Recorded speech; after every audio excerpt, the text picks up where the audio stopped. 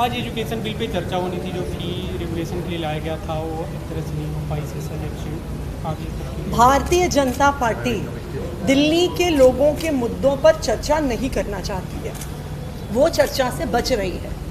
वो झुग्गी तोड़ रहे हैं, उस पर चर्चा नहीं करना चाहते। दिल्ली से 10 साल पुरानी गाड़ियों को सड़कों से उठाया गया, उसके बारे में कोई कानून नहीं आ रहा, उस पर चर्चा नहीं करना चाहते। दिल्ली में इलेक्ट्रिक व्हीकल्स को सब्सिडी नहीं मिल रही है, उस पर चर्चा नहीं करना चाहते।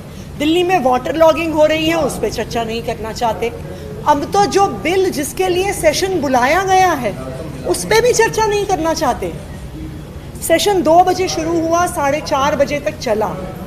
सिर्फ और सिर्फ ऐसे मुद्दे पे चर्चा हुई जो फांसी घर का मुद्दा, जिस पे चर्चा करने के लिए एक भी विधायक क्वालिफाइड नहीं है। उस सदन के अंदर एक भी हिस्टोरियन नहीं, एक भी आर्कियोलॉजिस्ट नहीं, लेकिन फिर भी उस पर चर्चा चली जा रही है।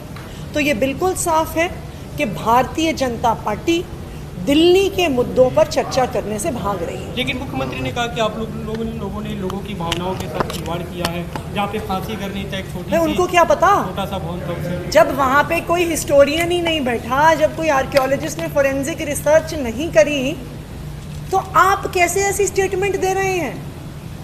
क्या मुख्यमंत्री रेखा गुप्ता जी कहने की कोशिश कर रही हैं कि अंग्रेज फ्रंट पेज पे न्यूज़पेपर पे छापते थे कि वो भारतीयों को कहाँ फांसी देते थे? रेखा गुप्ता जी अगर वीर सावरकर की किताब पढ़ें, 1857 के रिवोल्ट पर, जो वीर सावरकर जी की भी किताब है, उसमें भी यही लिखा है कि अंग्रेज गुपचुप रूप से जेलों के बाहर भी छुपा छुपा के भारतीय मूल के लोगों को फांसी देते थे। तो क्या कहना चाहती है भारतीय जनता पार्टी कि कोई अंग्रेज़ों ने भारतीय लोगों को सीक्रेसी में नहीं फांसी दी? जब कोई इतिहासकार नहीं, जब कोई आर्कियोलॉजिस्ट नहीं, वो कैसे ऐसा निर्णय ले रहे हैं?